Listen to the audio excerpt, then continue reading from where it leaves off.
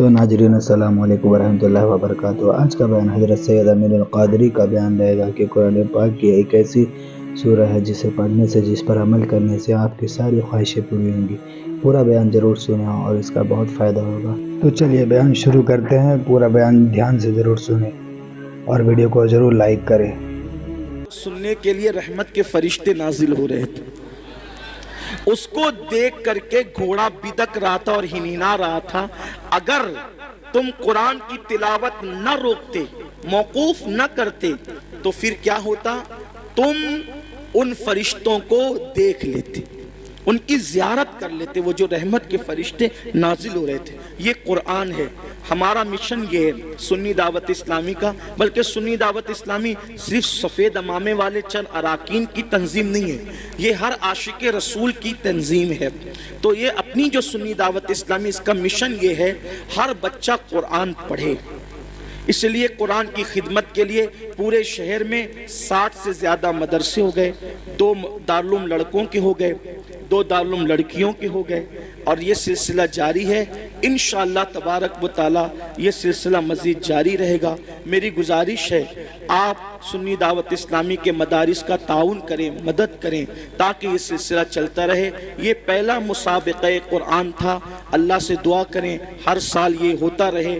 اور مجھے خوشی ہے کہ قرآن سننے کے لیے آپ اتنی دیر تک کے بیٹھے، اللہ آپ سب کو اس کی جزا عطا کرے، بہتر صلہ عطا کرے۔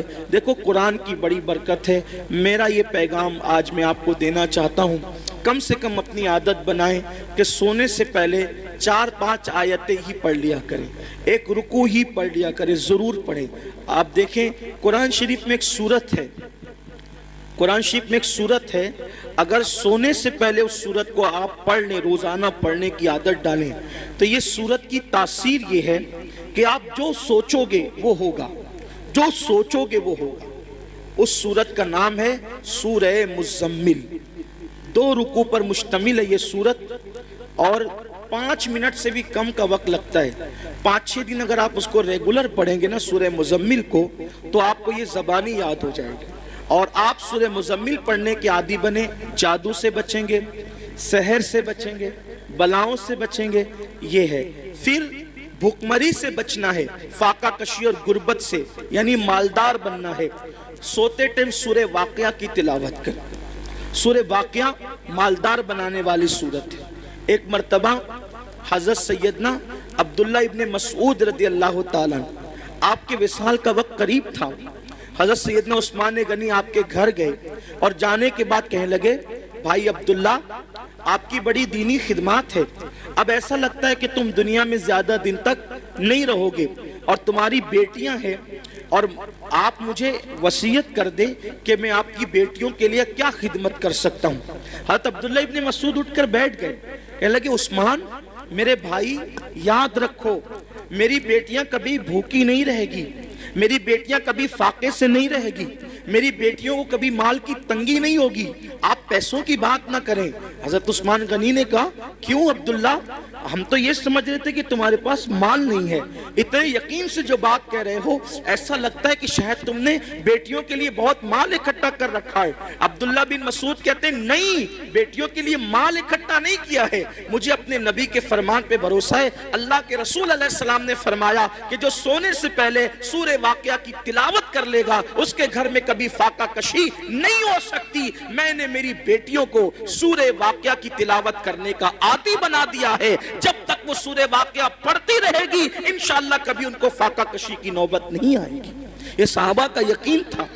بہت ساری بچیوں کو رشتے نہیں آتے، سورہ یاسین پڑھیں، عصر کے بعد پڑھیں، ان کو اچھے رشتے آئیں گے۔ قرآن میں سب ہے لیکن قرآن پڑھنا نہیں چاہتے، تعویذ لینا چاہتے ہیں، تعویذ لینا چاہتے ہیں، وظیفے پڑھنا چاہتے ہیں۔ قرآن سے بڑھ کر کون سا وظیفہ ہے وہ بتائیں نا آپ، قرآن سے بڑھ کر کون سا وظیفہ ہے؟